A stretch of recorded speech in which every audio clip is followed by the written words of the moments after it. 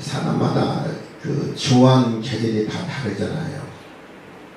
봄을 좋아하는 사람이 있고, 가을을 좋아하는 사람이 있고, 또 특이하게 겨울을 좋아하는 사람이 있고, 또 특별하게 특이하게도 여름 좋아하는 사람도 있죠. 저는 개인적으로 제일 싫어하는 계절은 겨울이에요. 제가 제일 좋아하는 계절은 가을인 것 같아요. 가을. 봄도 좀 별로 안 좋아요. 왜냐하면 뭐 꽃샘 추위, 저는 추위야기를 잘 싫어하니까 저는 차라리 여름이 좋다. 여름이 좋다. 봄보다 여름이 좋고 여름보다 가을이 저는 좋은 것 같아요. 제일 싫어하는 것은 겨울이고 또 봄의 길목도도 날씨가 추우니까 저는 개인적으로 별로 그렇게 좋아하지 않습니다. 요즘처럼 폭염이 계속되고 진통 더위가 계속되면 누구나 이렇게 말하지. 어떻게 말합니까? 그럽시다. 빨리 가을이 왔으면 좋겠다. 다시 해주세요. 빨리 가을이 왔으면 좋겠다. 다 그래. 빨리 가을이 왔으면 좋겠다. 가을은 모든 사람들이 다 좋아하는 것 같아요. 여름은 견디기 힘든 계절 아니겠습니까? 뜨거운 여름 좋아하는 사람이 많지 않습니다. 땀 흐르지요, 지치지요, 견디기 어렵습니다. 여름은 거의가 다 좋아하는 사람은 거의 없어요. 근데 유일하게 뜨거운 태양, 뜨거운 햇빛을 불평하지 않는 사람이 있죠. 원망하지 않는 사람이 있습니다. 누군지 아세요? 농부요. 제목이 사실 티틀 조작. 농부는 뜨거운 여름에 뜨거운 여름을 불평하지 않는다. 의자인데 의자를 했는데 다시다. 농부는 뜨거운 여름을 불평하지 않는다. 농부는 뜨거운 여름을 원망하거나 불평하지 않아요. 여러분 뜨거운 여름이 없다고 그러면, 뜨거운 햇빛이 없다고 그러면, 폭염이 없다고 그러면 곡식이 있겠어요? 과일이 있겠어요? 당도가 여러분 높겠어요? 아니죠. 열매가 클 수는 있어요. 과일은 클 수는 있어요. 익지를 않고요. 당도가 굉장히 현저하게 떨어지죠. 이것을 농부들은 잘 알기 때문에 농부들은 뜨거운 태양이 비친다 할지라도 뜨거운 여름이 온다 할지라도 절대 원망하지 않아요. 불평하지 않아요. 왜냐하면 이 뜨거운 태양이, 뜨거운 햇빛이 곡식과 과일을 익게 하고 당도를 높이는 것을 알기 때문에 절코 이 농부들은 뜨거운 여름을 불평하거나 원망하지 않습니다. 뜨거운 여름이 있어야 풍성한 가을이 온다는 것을 농부들은 잘 압니다. 우리 사람들은 봄 되면 어디 구경 가죠? 꽃 구경. 무슨 구경? 꽃 구경. 벚꽃 구경 하죠. 가을 되면 무슨 구경 간가요? 그렇죠. 단풍 구경. 여름 되면 여러분 신종 구경거리 하나 생겼어요. 여름 되면 무슨 구경 간지 아세요? 모르시죠? 햇빛 연금 구경합니다.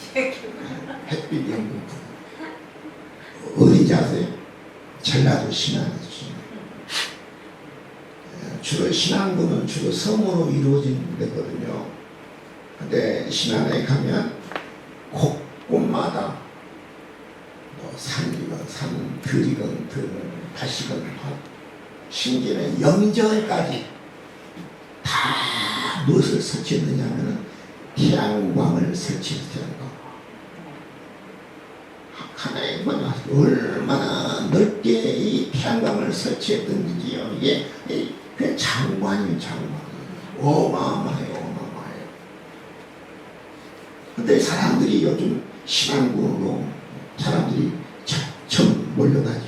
거기는 다른 데는 다 예의대로 다 빠져나가는데 신앙군은 점점 더 인구가 늘어나요. 왜냐하면 무슨 연금을 주냐면 햇빛 연금을 줘요. 그 주소 옮기면요, 그 이사 가서 주소 옮기면 연금이 나와요. 지금은 아마 10만 원 정도 나오는 중이어서 10만 원 정도 매달. 그다음에 조금 있으면 이제 무슨 연금을 하면 바람 연금도 나온다고 해요. 그 풍력 발전기 해가지고 그 생산해가지고 바람 연금도 나옵니다. 나중에는 아마 몇십만 원씩 이제 개인적으로 이렇게 준다고 그래요. 그러니까 요즘 사람들이 그게 이제 구경 가요. 봄에는 벚꽃구경 가고, 가을에는 다품구경 가고, 뜨거운 여름에는 햇빛 연금 구경 가는 거예요. 실제로 많아요. 여러분 가보세요. 호기심으로 사람들이 많이 가요. 여기 이 지역으로 오면 햇빛 연금 나온다더라.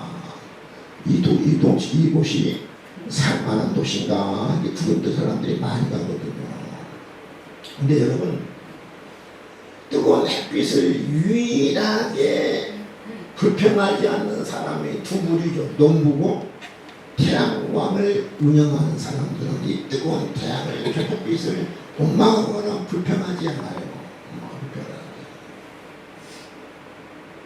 우리 인생도 마찬가지인 것 같아요.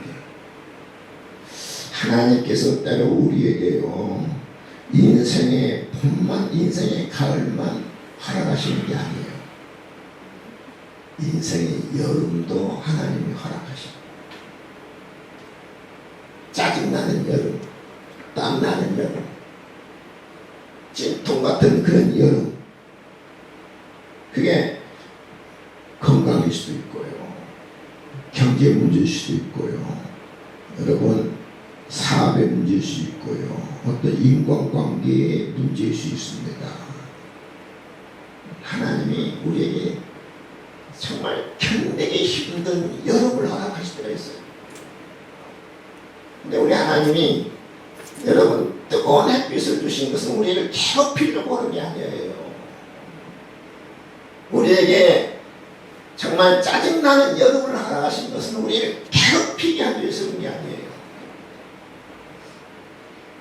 열매를 맺기 위해서, 당도를 높이기 위해서, 성숙시키기 위해서 하나님이 때로 우리에게 인생 삶을 살 때 뜨거운 햇빛 여름을 허락한 줄 믿을 수 있기를 바랍니다.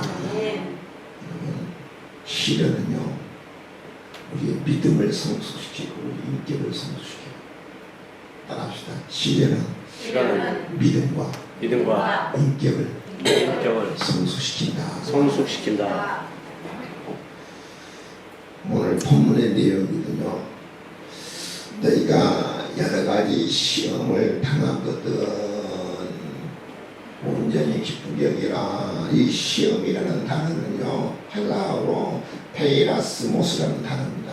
페이라스모스라는 단어인데, 근데 이 시험을 여러 가지로 번역할 수 있어요. 테스트보다 그런 뜻으로도 번역할 수 있고요, 유혹으로도 번역할 수 있습니다.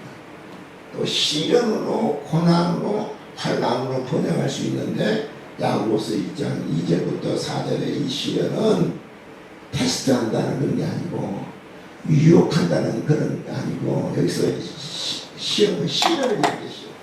페라스모스. 우리에게 너희가 시련을 당하거든, 고난을 당하거든, 환난을 당하거든 온전하게 기쁘게 여기라. 여러분, 시련 당하면, 고난 당하면, 어려움 당하면 여러분 기쁘게 생각할 사람이 누가 있겠어요? 여러분, 나학용 목사가 여러분 기쁠 수 있겠어요? 내가 시련을 당하는데, 고난을 당하는데, 어려움을 당하는데 여러분 기뻐할 수 있어요? 누가 기뻐할 수 있겠어요? 그런데 성경은 뭐라고 말하냐면, 시련을 당하고 고난을 당하고 어려움을 당하면 기쁘게 생각하라, 기쁘게 여겨라 그럽니다. 왜냐하면 시련은 무엇을 만드냐면 3절에 보면 인내를 만든다. 그런 얘기입니다. 사제는 인내는 무엇을 우리에게 물을 만드냐면 너희를 온전하게 한다. 구비하여 조금도 부족함이 없게 한다. 시련은 우리에게 인내를 만들고 인내는 우리를 부족함이 없게 하고 온전하게 한다. 이렇게 이야기합니다.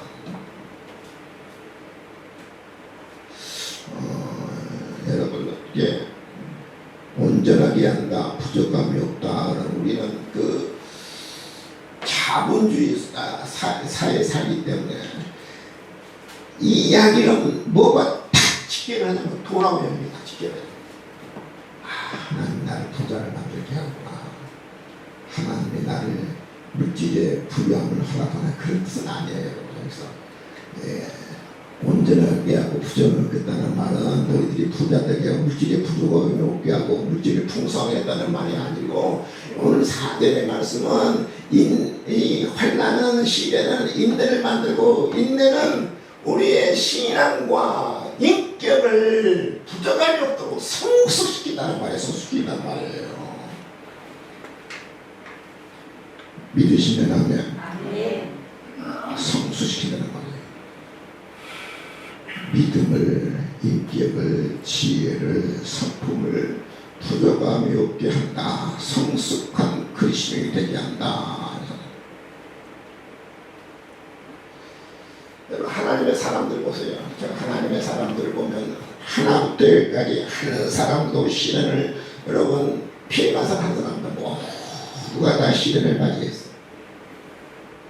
아브라함도 그러고 이삭도 그러고 야곱도 그러고 요셉도 그러고 노아도 그러고 다윗도 그러고 시련을 통과하지 않은 사람이 한 사람도 없어요.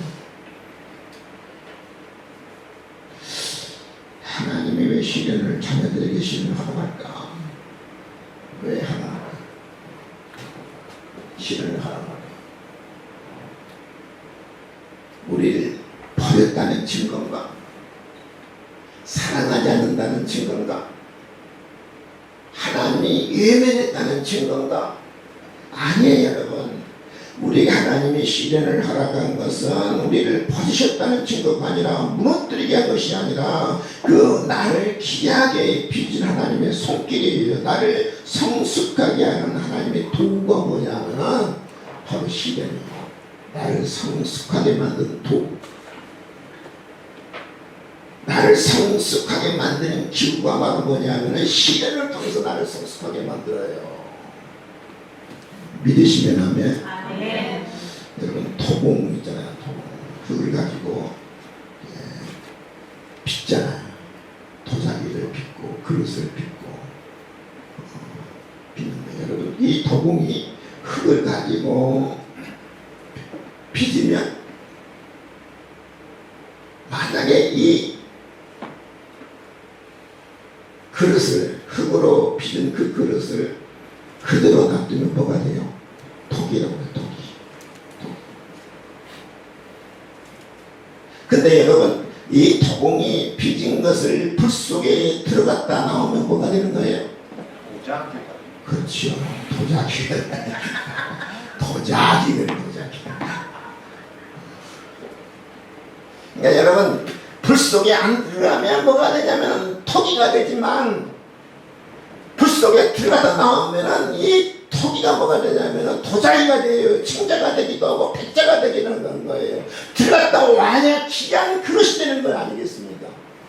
우리 하나님이 나를 따로 시련을 허락하시고 환난을 허락하시고 그런 것은 뭐냐면은 하나님이 나를 온전하게 만들고 부족함이 없도록 나를 만든 하나님 성숙시키는 나의 도구가 뭐냐면 시련인 줄 여러분 믿을 수 있기를 바랍니다.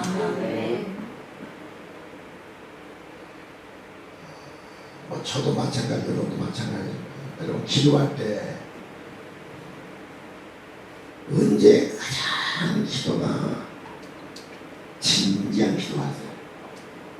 언제? 여러분 기도할 때 언제 하나님 앞에 뜨겁게 기도하는 거예요? 거기 가다가 언제 뜨겁게 기도하고 진짜 진솔하게 진작에 기도하냐면요 위기를 만나면 다 진작에 기도하더라고요. 어떤 시련을 만나면, 어떤 경제적인 건강이 어떤 시련을, 여름을 만나면 진작에 돼 있고 뜨겁게 돼 있어요. 겸손하게 돼 있고 하나님께 무릎 꿇게 돼 있어요. 이 시련과 환난과 고난은 나를 무너뜨리게 한 것이 아니라 나를 성숙시키기 위해서 때로 고난도 허락하시고 환난도 허락하신 줄 믿을 수 있기를 바랍니다. 이언을 맺게 한 것이 나를 무너뜨리게 했어요. 나를 파괴시키기 위한 성숙시키기 위해서.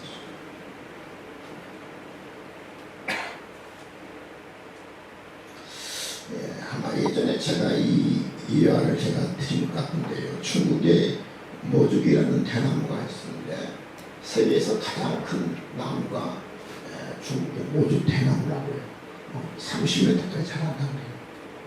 중국 모죽 대나무. 근데 이 모죽 대나무는요 5년 동안 안 자라요. 이 축순이라고 그러죠. 5년 동안 이게 기껏해 축순 이 정도밖에 안 나요. 근데 농부들이 그러면 물 안 주느냐 물 줘줘요. 퇴비 안 주냐 퇴비 줘요. 퇴비를 주고 물을 정성스럽게 이게 길러도 5년 동안 뭐냐면 축순이에요. 축순. 안 자라요. 안 자라요. 근데 5년 정도 지나면은요 하루에 몇 메타씩 자라면 1m씩 자라는 거예요. 20년 지나도요 20m, 30m 자라는 거예요. 5년 동안 그대로 있어요. 근데 사람들이 깜짝 놀라요. 아니 어떻게 자랐느냐. 뭘 자랐느냐. 5년 동안 하나도 자라자는 거죠. 어떻게 자랐느냐. 몇 달 만에 자란 게 아니죠. 우리 인간의 눈으로 볼 때는 며칠 만에 이렇게 자란다 하지만은 그러나 여러분 5년 동안 안 자란 것 같은데 이 모습밖에 아닌 것 같은데 5년 동안 밑으로 뿌리를 내린 거죠. 깊이 뿌리를 내린 거죠.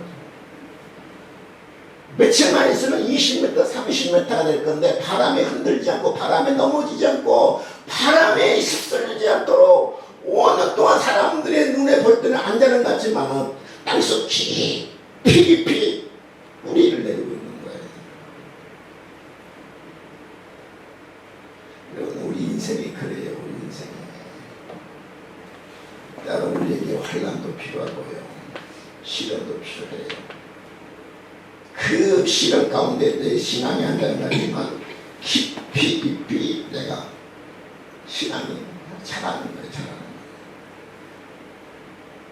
시련은 하나님께서 우리의 뿌리를 깊게 내리게 하는 시간이에요.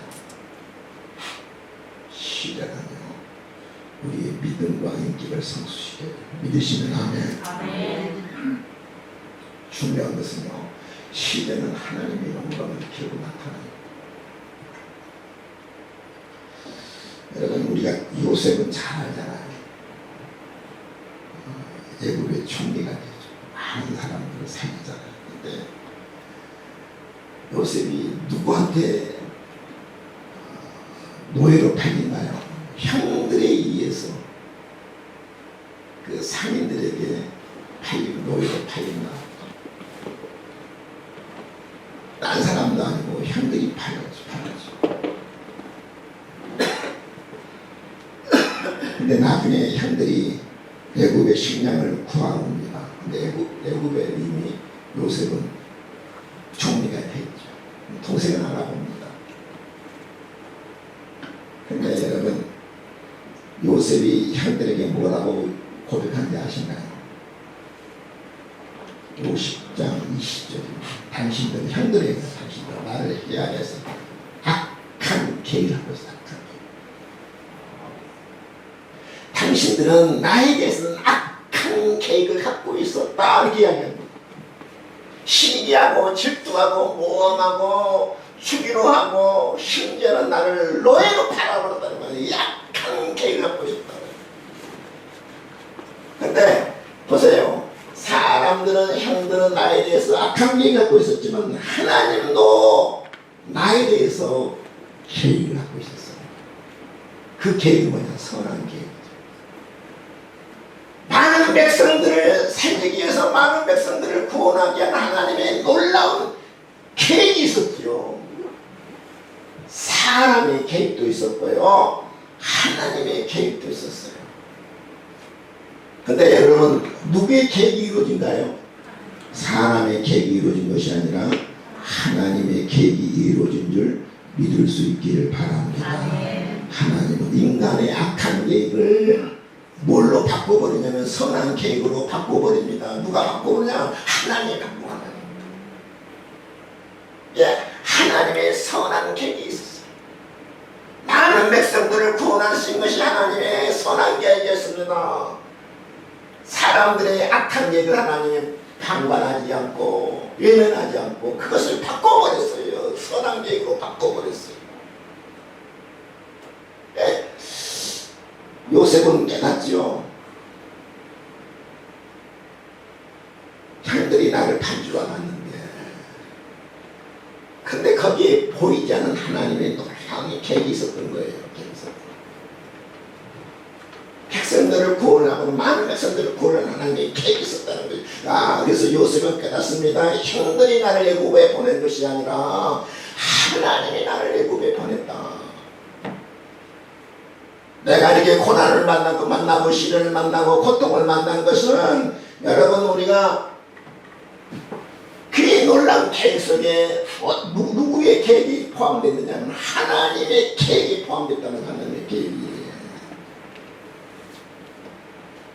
믿으시면 아멘.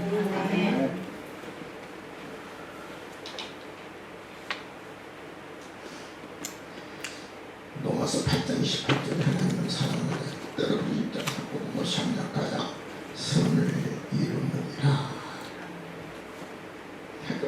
선을 이루세요. 하나님의 선을 이루세요. 인간들의 악이 이루어지는 것이 아니라 하나님의 선을 결국 하나님이 이루세요.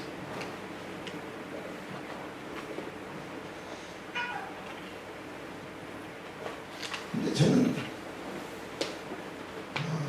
하나님이 언제 가장 우리를 성숙시키는가, 제가 연구 많이 했어요. 하나님이 성숙시키는 기간이 있어요.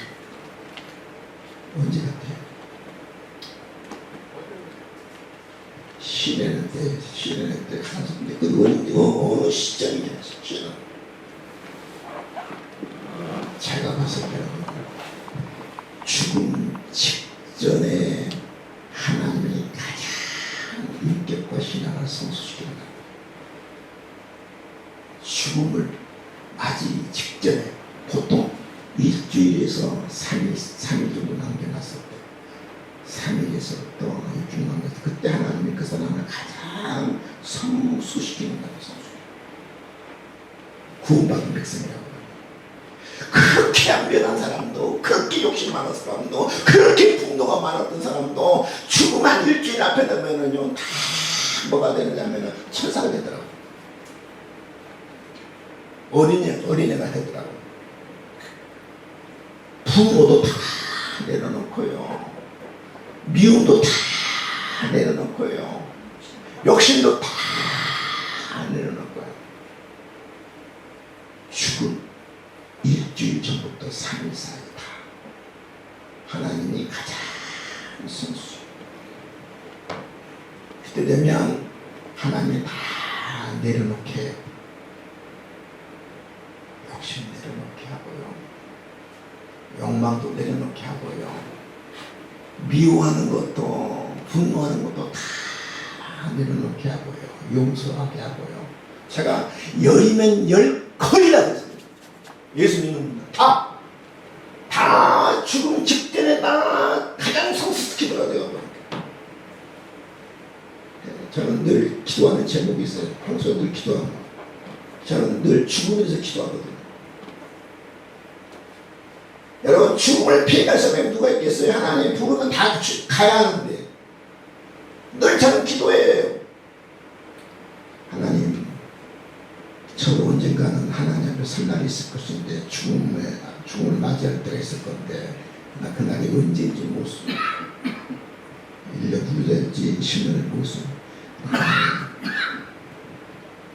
죽음 앞에 하나님, 제가 당황하지 않고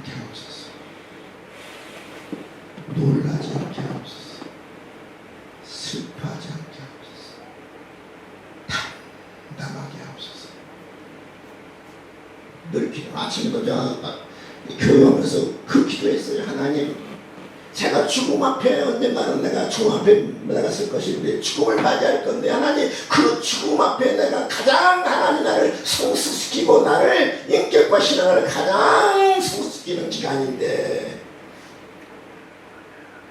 하나님, 그 시간에 내가 당황하지 않게 하시고 놀라지 않게 하시고 슬퍼하지 않게 하시고 남에게 받아들일 게 없었어. 그래서 하나님 앞에 내가 부끄럽지만 하나님 앞에 남에게 쓰게 없었어. 저의 기도가 여러분의 기도가 될 수 있기를 주님의 이름으로 축원을 드립니다. 가장 성수시키는 기간에 죽음을 맞이할 거예요.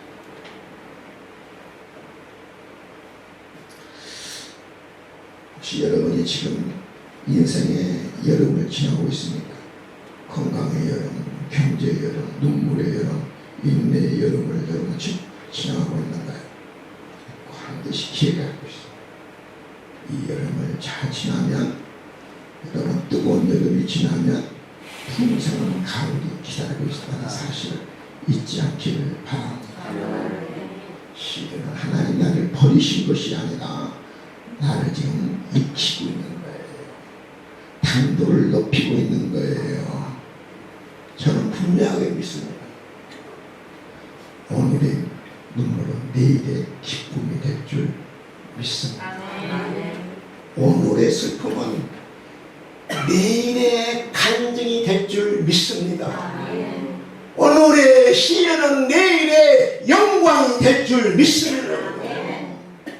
하나님이 그렇게 만들어요. 오늘의 슬픔이, 오늘의 시련이 내일의 간증거리가 되고 내일의 영광거리가 되게 하는 하나님이에요. 누구나 다 여름을 맞이할 수 있어요. 근데 그 여름으로 끝나는 것이 아니라 그것을 여름에 죽게 하고 성숙하게 하고 당도를 높이는 게 아니에요. 그래서 여러분, 오늘 성경은 이렇게 이야기합니다. 성을 행하게 낙심하지 말지니 포기하지 아니하면 때가 이르면 거두리라.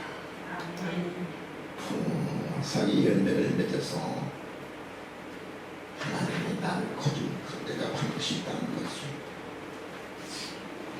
결론을 맺습니다.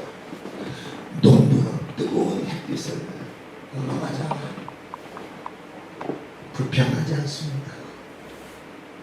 우리 그리스도인은 뜨거운 여름, 시련, 환난, 고난 원망하지 않고 불평하지 않습니다.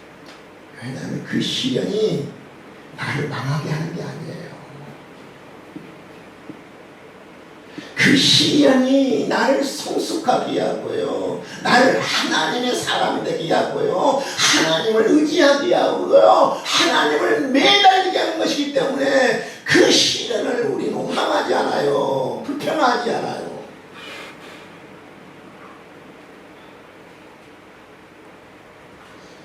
인생의 시련을 맞으신 분들 오늘 말씀 잘 생각하시면서, 시련은 인내를 만들고 인내는 나를 성숙하게 한다.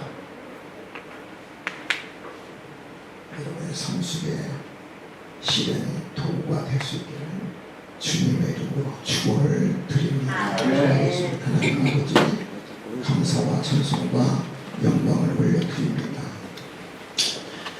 농부는 뜨거운 햇빛을 불평하지 않고 원망하지 않습니다. 왜냐하면 그것이 열매를 무르익게 하고 당도를 높이게 하는 줄 알기 때문에 농부는 결코 불평하지 않습니다.